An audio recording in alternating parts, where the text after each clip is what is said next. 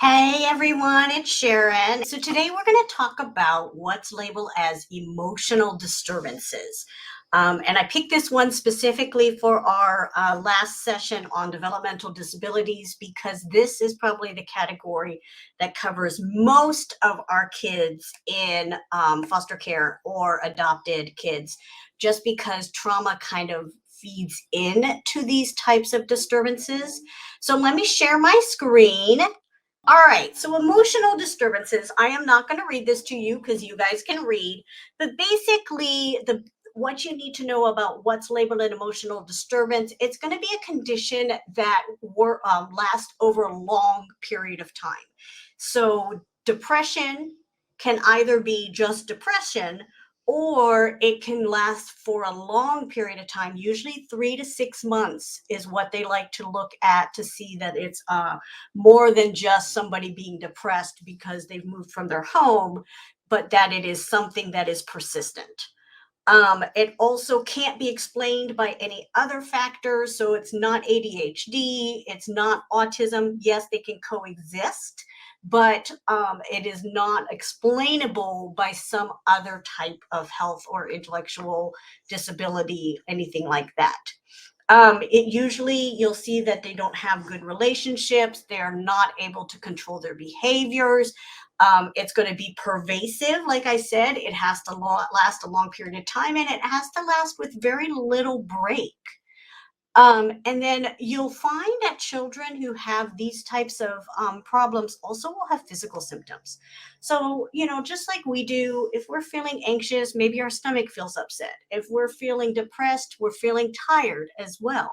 Again, if these types of physical symptoms are lasting for a long, long period of time, they're always tired, they're always feeling depressed, stomach is always upset, and then it gets worse with a high anxiety situation. Our child has kind of chronic anxiety, and any test coming up, it took us a long time to figure this out. But every time in elementary school, when a big test was coming, they would be homesick with their stomach.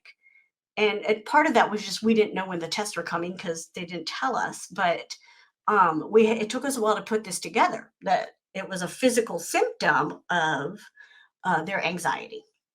So let's look. So some of these would be anxiety disorders, like I just said, persistent depressive disorder, which is different than just depression. Like I said, this is persistent, 3 to 6 months, and they're still depressed, they're still having problems. That is what this means. Conduct disorder. So conduct disorder is another diagnosed. Usually you have to get this diagnosed by a doctor, but you will see a lot of behaviors in terms of problems with uh, to listening to directions, to following directions, maybe some aggressiveness when somebody is trying to tell them something to do, that type of thing. Obsessive compulsive disorder. So that is obviously we've heard of this, we see it on TV, but obsessive compulsive disorder can show in very different ways. So I've been learning like hoarding is an obsessive compulsive disorder. Whether you hoard things, you hoard food, you hoard animals, that is an OCD because it is that need to have a lot of control. And hoarding is a need to have control. Sometimes you can, oh, sorry, my boss just messaged me. I didn't turn that off. I forgot. Um, Hopefully you guys can't see that. So anyways, so you might see it be a minor compulsion, like maybe they collect Pokemon cards. That's not obsessive compulsive. Now, if they are obsessed where they're only looking at Pokemon cards, they're like uh, set to they have to finish their set, they have to get that last card, they're spending way more money than they should. Those are types of things that would be considered obsessive compulsive disorder. Eating disorders fall under these emotional disturbances: bulimia, anorexia, hoarding food. All of those things follow under this emotional disturbance, and most of them are related to OCD. So there is a tie-in between the two. Psychotic disorders, so rad, any of those really persistent, different, very like bipolar, very aggressive, huge mood swings up and down, all of those fall under that psychotic disorder. And bipolar disorder, obviously, with the really high highs, very low lows. Now, having said all this, there are some things we can do at home to kind of help, and I'm going to go over that in a second. But please know, if your child is showing signs of any of these, get them to a doctor or a therapist immediately. This is not something you can cure at home. They need professional help. You can work with them at home, and you can help kind of fill the gap in between times, but you can't cure this at home. This is not something that you should treat or should want to treat. You need professional help with this. So, having said that, let me talk about some things we can do at home. Any of these emotional disturbances often go hand in hand with what we call cognitive distortions. So, a cognitive distortion is a way of thinking, and our brains, we do this as adults, and kids will do this as well. It's a way that our brains are trying to say something that really is not logical, but it's just the way we think. So, all or nothing. I can't get what I want, so I want none of it.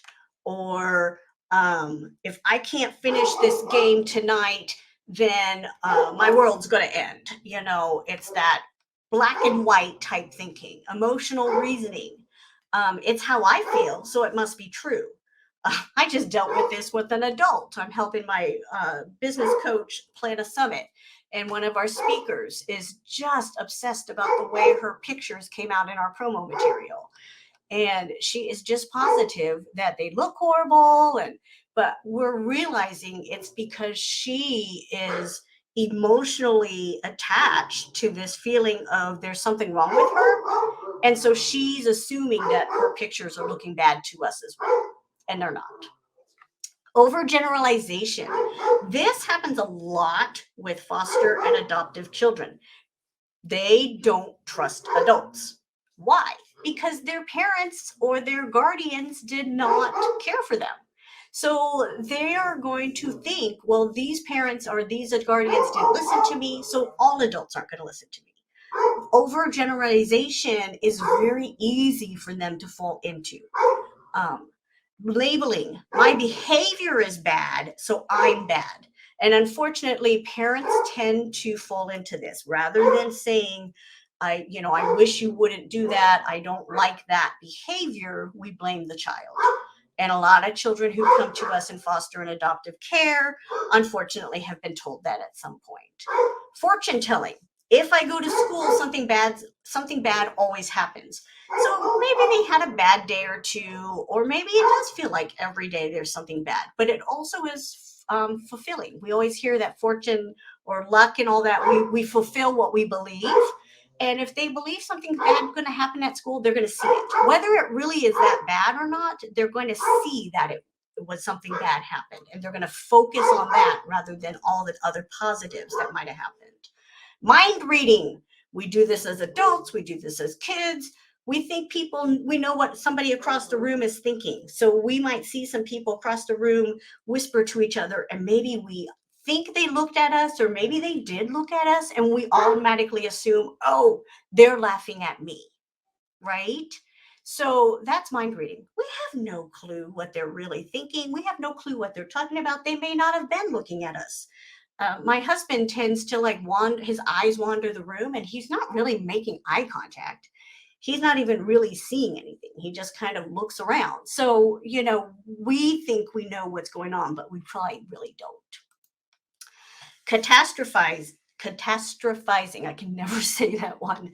My pencil broke during the test, and now I'm going to fail. So, we call this being dramatic, drama queen, that type of thing. But for them, it really is a catastrophe. And we forget, and we might make light of it, but really it is a big deal to them. And so we have to kind of help them come down from that thinking. Discount the positive. This kind of goes back to that other one that I was talking about where they the fortune telling, where they think something negative is going to happen and it does. Discounting the positive is sort of the same thing, and mental filter, they all are sort of related. In all three of those, they focus on the negative and don't see the positives. I run into adults all the time. If you're on Facebook for any amount of time, you will find people on Facebook who share pictures of all the most wonderful things. And, it could be just a sunrise and they think it's fantastic. And then you see those ones who have to list all the bad things that happened that day. And it's a mindset. Do you focus on the positive or do you focus on the negative? And I've worked. I apologize. Our lawn service is here and the dogs are going crazy. So I do apologize. Okay, so the more you focus on the positives though, the less you'll see those negatives, but you have to get out of that mindset. Personalization. My foster mom seems sad today. I wonder what I did wrong. That is, again, foster and adoptive kids have always been made to feel guilty for what's happened to them. And so they will personalize everything and not realize it really has nothing to do with them. And they're too young sometimes to understand that. And then imperatives. To be a good person, I must follow every rule exactly. And you're going to find that with those OCD personalities. A part of that lining things up or putting things in order, touching things 3 times, whatever it is that hoarding things, those are all things to make them feel better inside and feel like they have a little bit of control, and that makes they feel like they are able to control what an outcome by doing these motions, whether that's logical or not. That is how an OCD personality works.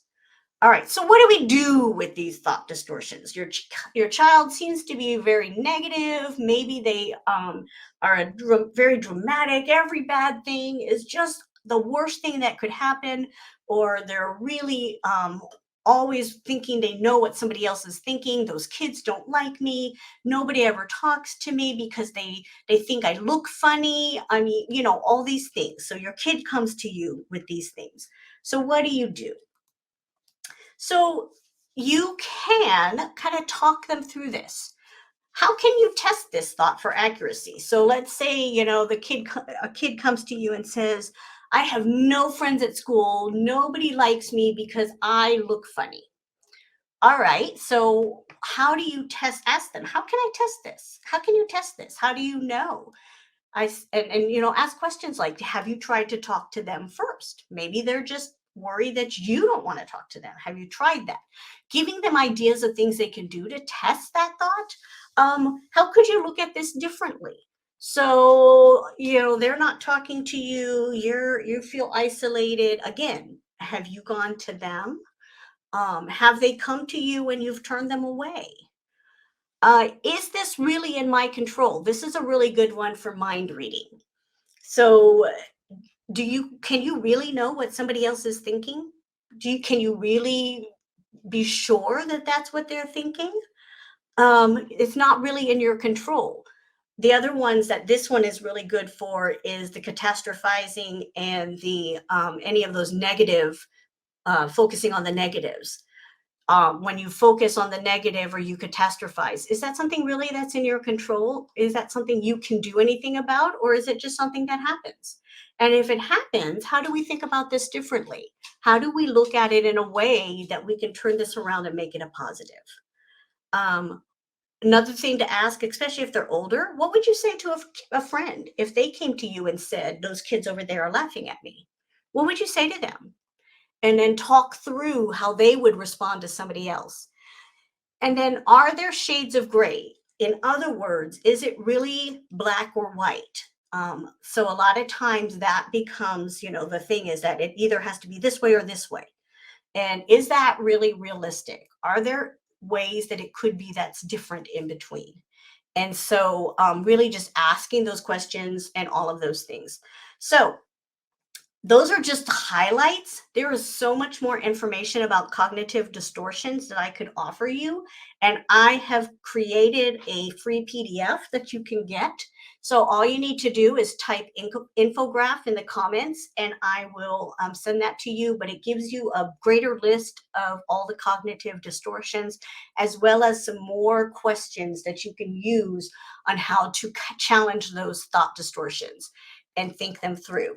And then also remember that next Monday is our monthly Zoom call where we just get together, talk about what we're going through. It's a safe place to just share with each other, get to know each other, provide some support. And so I will, there's a post that I made yesterday with that Zoom link, but I will drop the link in here as well if you want to register for that Zoom call. And then also, like I said, type infograph if you want the information on cognitive distortions. Next week, I am, yes, so starting next week, I am on my cruise. What I'm going to do this weekend is I'm going to actually go ahead and pre-record my trauma tips, and I'll have them scheduled to run while I'm gone. This next month, I'm going to focus on some of our trauma behaviors like food issues, executive functioning and slow processing, sexualized behaviors, and substance abuse. And I want to really focus on those trauma behaviors next month. But I will pre-record all of them so that I can still have them running while I'm gone. All right, everyone, have a fantastic Thursday. Have a great weekend. And remember to come on Monday night, and hopefully I'll get to meet a bunch of you. I'll talk to you guys later. Bye.